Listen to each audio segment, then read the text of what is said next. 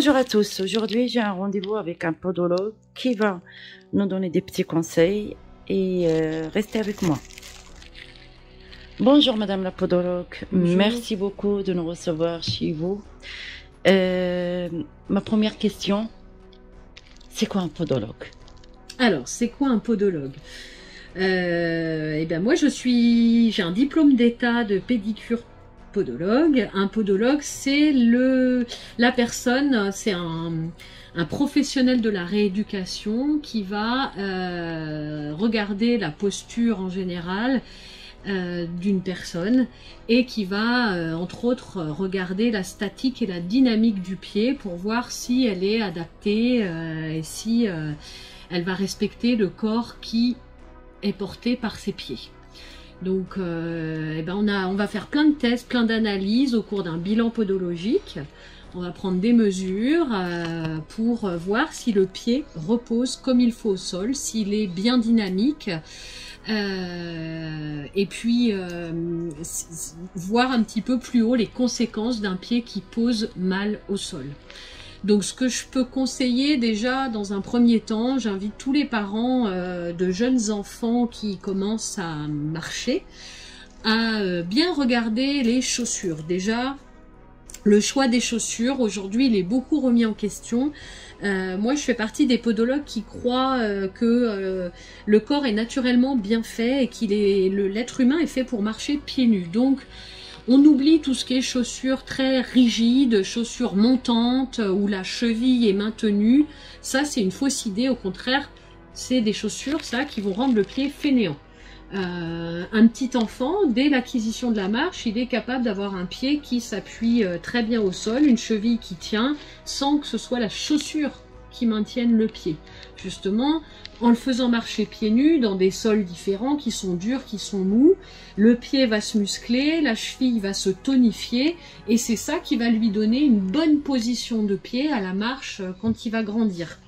Donc je suis plutôt pour la marche pieds nus, et pour des chaussures qu'on va dire minimalistes, des chaussures toutes souples, vraiment sans aucun maintien.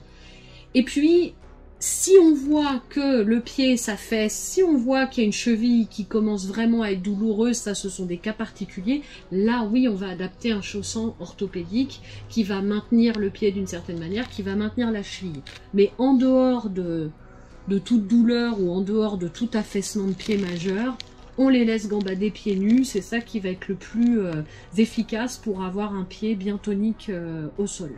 D'accord. Après, une fois qu'on a que l'acquisition de la marche est faite, que l'enfant marche, ben on va regarder les chaussures et l'usure des chaussures.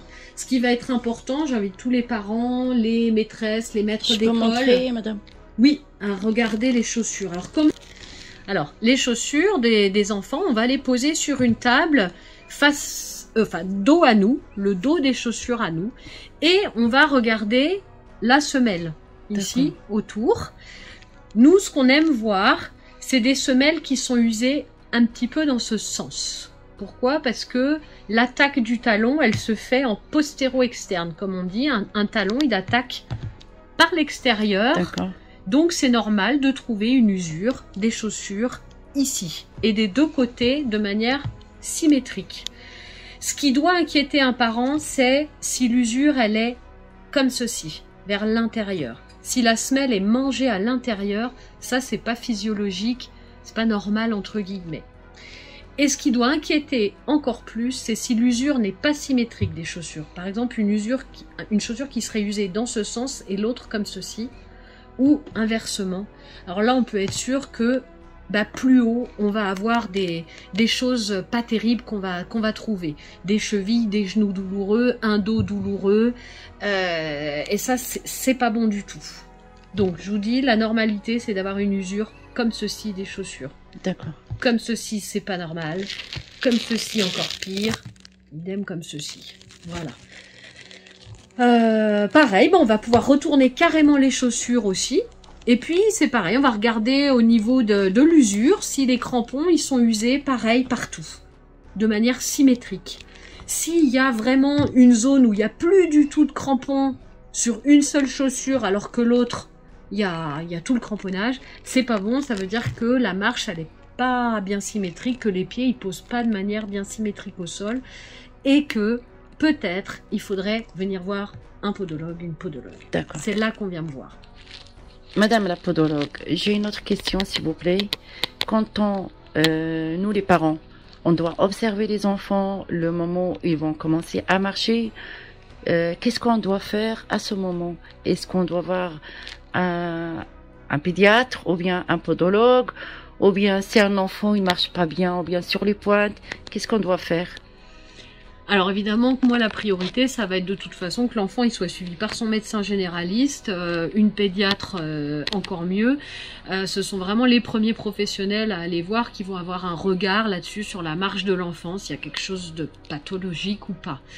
Et puis le médecin, la pédiatre vous enverra très facilement voir un podologue où nous on va, on a la connaissance, on a le diplôme pour analyser cette marche, des tests à faire pour voir si c'est quelque chose qui va s'arranger dans le temps, si la marche n'est pas esthétique, ou si c'est quelque chose qui risque de perdurer dans le temps. Donc les petites chevilles qui vont vers l'intérieur, le pied très plat, c'est pas quelque chose qui doit inquiéter les parents. La plupart du temps, jusqu'à l'âge de 5-6 ans, c'est physiologique. Le pied est plat, la petite cheville a tendance à s'affaisser vers l'intérieur. Pourquoi? Parce que le pied il n'est pas assez musclé. Et ça va se faire en grandissant, avec l'âge. Toujours pareil, on va quand même s'interroger sur est-ce que les pieds partent en dedans de manière symétrique ou pas.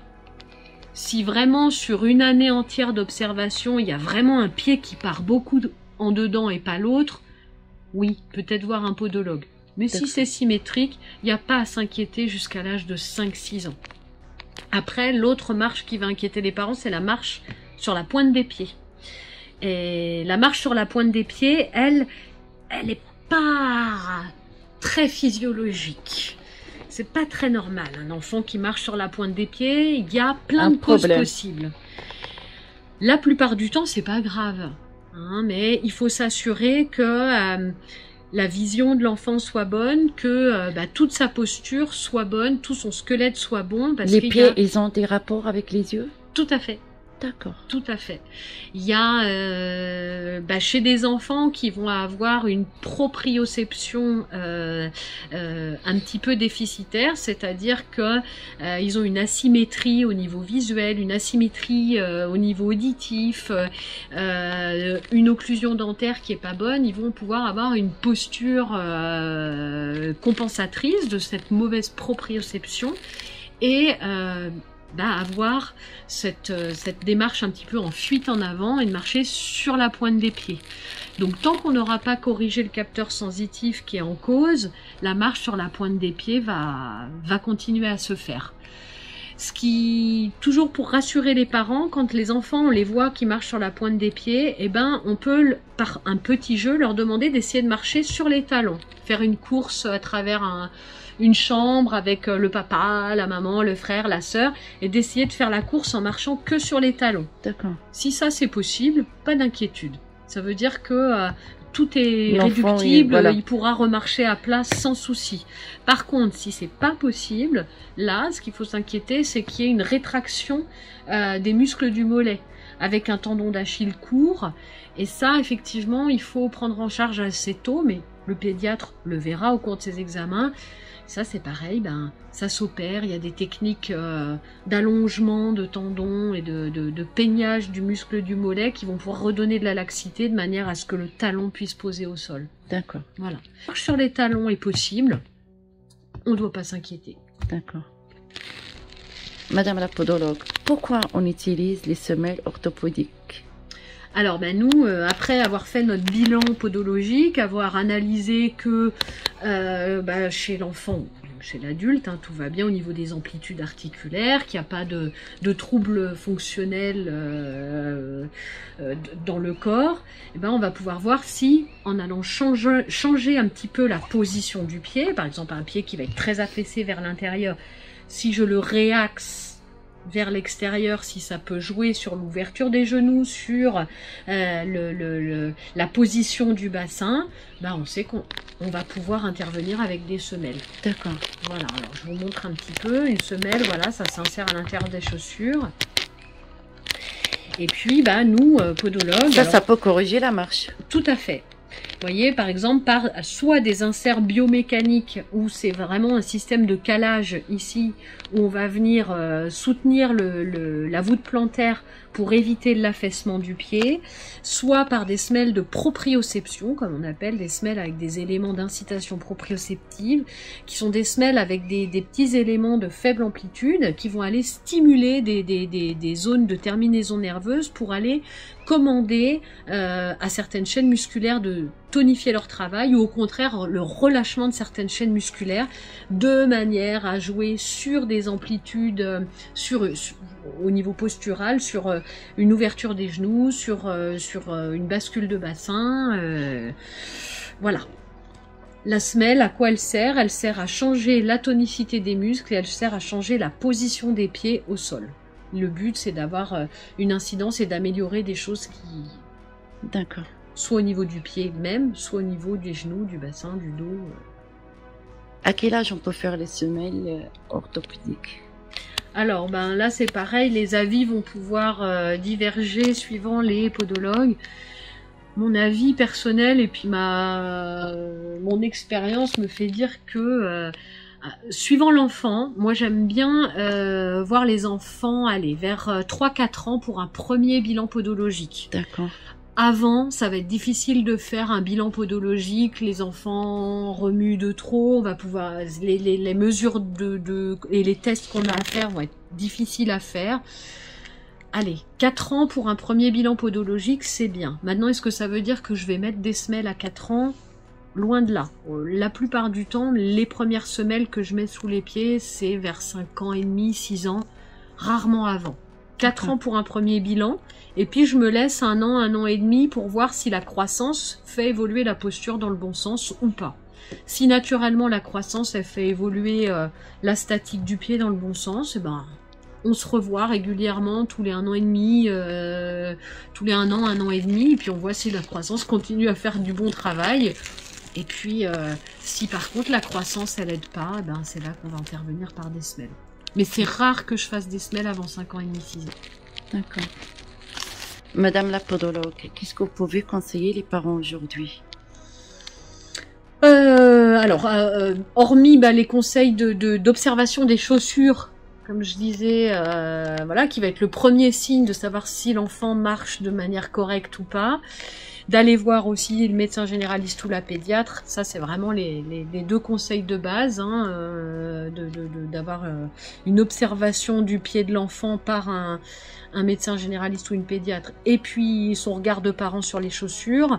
Je conseillerais quand même d'aller voir, moi je serais pour un bilan podologique à l'âge de 4 ans et demi, 5 ans, au même titre qu'on va vérifier les yeux, au même titre qu'on va vérifier les dents, un bilan podologique, ça peut être pas mal. Le souci, c'est qu'aujourd'hui, actuellement, en France, on n'est pas pris en charge par la sécurité sociale, ou très très mal, donc ça reste un bilan qui est à la charge des parents.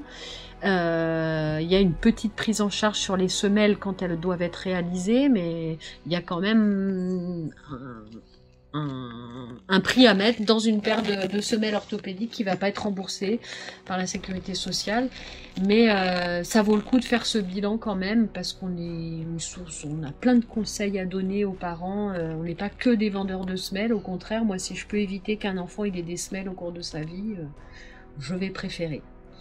Par des conseils de kinésithérapie, par des conseils d'aller voir une orthoptiste, une orthophoniste pour travailler sur la position aussi de l'angle, l'occlusion dentaire, tout ça. On a plein de conseils à donner aux parents quand ils viennent nous voir pour les pieds. D'accord. Merci beaucoup Madame la podologue de nous recevoir chez vos cabinets, et merci pour les conseils aux parents. J'espère que ça sera utile, et je suis sûre et certain que ça sera utile pour les parents. Merci beaucoup. J'espère. Merci à vous. Merci beaucoup. Au revoir. Au revoir.